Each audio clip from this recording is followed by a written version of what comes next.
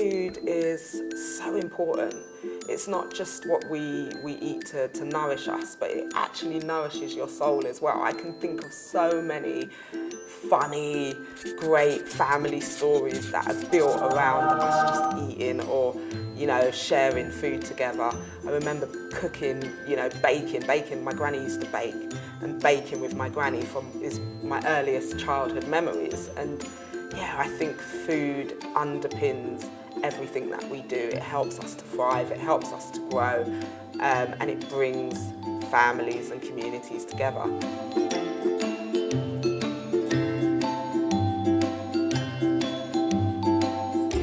Would you rather bathe in baked beans or maple syrup?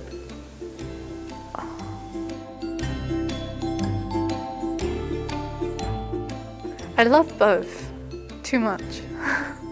Baked beans, you could eat while you swim. Sound speed. Speeding. Camera speed. Speeding. Porridge is the worst food ever. I can't stand porridge. Amazing, golden syrup porridge. Guys, no. Onions. They don't deserve existence. It's a really hard one because everything mum cooks is like perfect in a way. Unity. Well, most people unite when they eat foods. Yeah, you cannot eat some food with your enemy, do you? Yeah.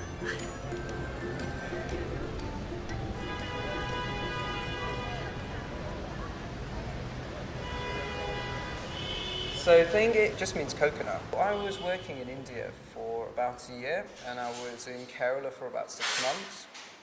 And it basically comes from there. And I didn't want to really call this place Coconut Cafe because it sounds really naff. But it's really for me to remember about being back in India, and actually a lot of the inspiration comes from there. About having a lot of those places to eat that are outside. They're really affordable. They usually cook really fresh, and I just wanted to bring a little bit of that here.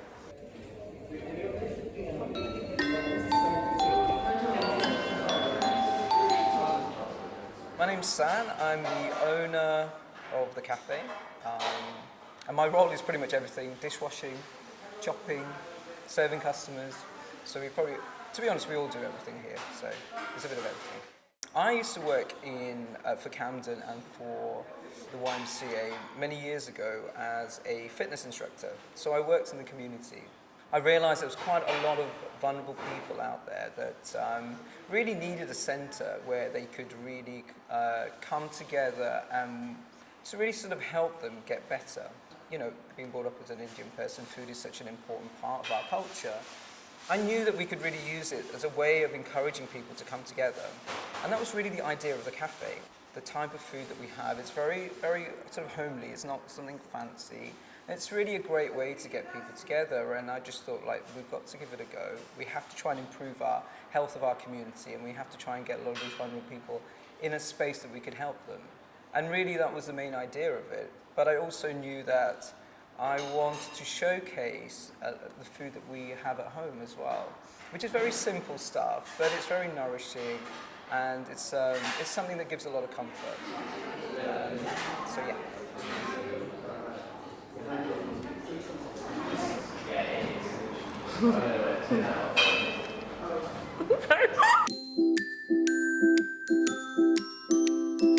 I love egg because it's one of those foods that you can play with it along with eating it. So you can build a castle with eggs because they're hard to squash from the ends. No. Why? No. Yes, just to be optimistic. I would eat it, but I don't. The recipe of Marmite it was originally horse shoe polish from the Victorian era. I think that's a good enough reason to not like it.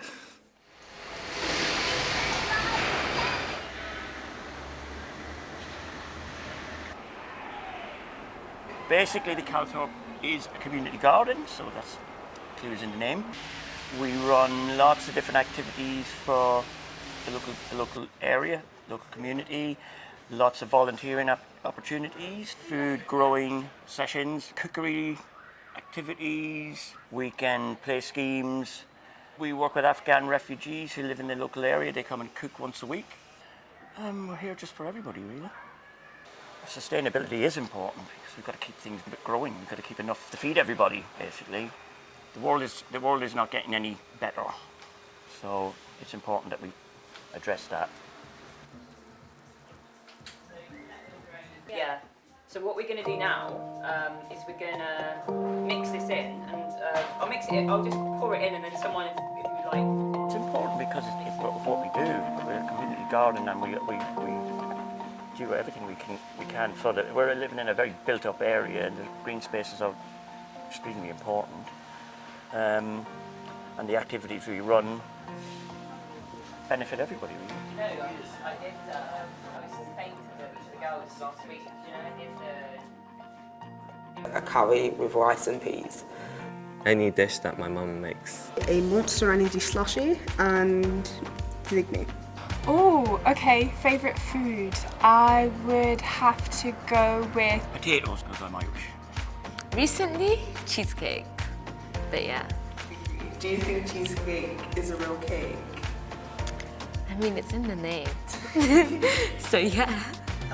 Cheesecake, full stop. curry. Cannot beat a good margarita pizza. Probably a nice set of sushi. It's something that's quite global across different cultures from the Caribbean to Asia, and you can go vegetarian, vegan, meat, pescatarian. I think it's quite global and accessible food, and it's delicious.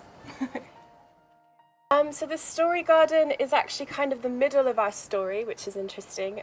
We used to be on the other side of King's Cross in different meanwhile spaces, just creating community gardens for the local community, mostly young people, to come and access. We are a youth and education charity, so it's about bringing young people into natural environments. We used to go on camps, and we still go on camps with our young people, but then kind of creating a hub in the city that they can come to and learn and be together and eat together.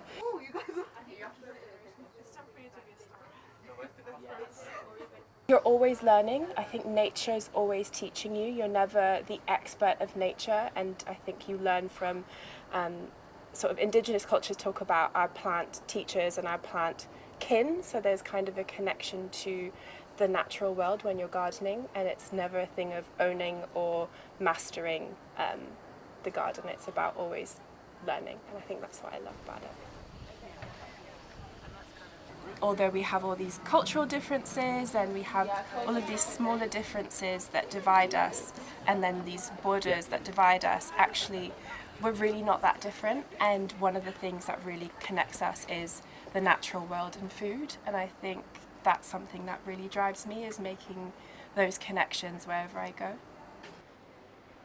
So this month we've got 2 meal boxes. The recipes come from local people, so these are all recipes that local people that live on the estates opposite have provided us. 40% of our food bank users are actually in work. They're on low income jobs. So again, I think there's a stigma that people that come to a food bank are on benefits or they're unemployed. That's not true at all. We support a lot of families. A lot of families come through our door. Single parents as well, struggling, just getting by. So that again, they may be working, but they may only be working part-time and not have enough at the end of each week to purchase food for their children. So we support a wide section of the community, from old to single parents to mothers, and a high percentage of our users, again, are ethnic minorities as well. That's something that we've seen. So I'm going to prepare the vegetable con carne. All of the fresh produce that you can see here has come directly from the Story Garden. And I keep saying that's what makes our food bank unique, that we do include locally grown fresh produce. So to start off with the vegetable con carne, you've obviously got your kidney beans, your tinned tomatoes, we do some chickpeas, some couscous, and an assortment of spices. And then we literally just go down the line and add in our fresh produce.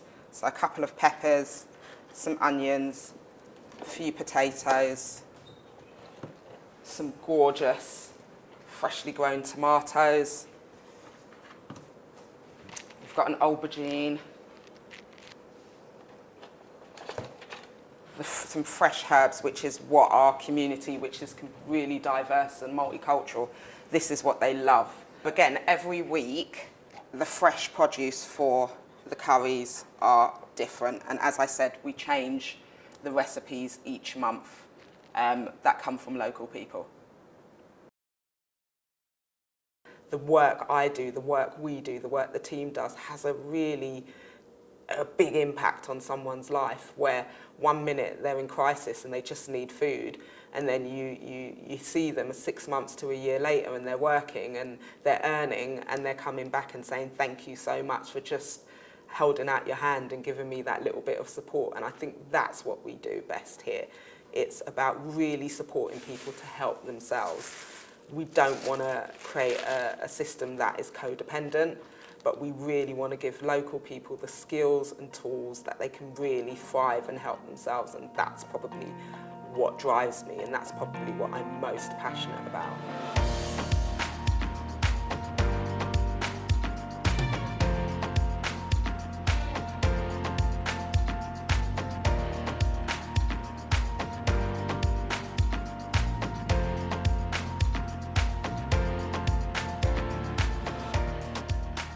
When I was a kid, I hated things like spinach, to now the things that I eat and just experiencing different food from different cultures.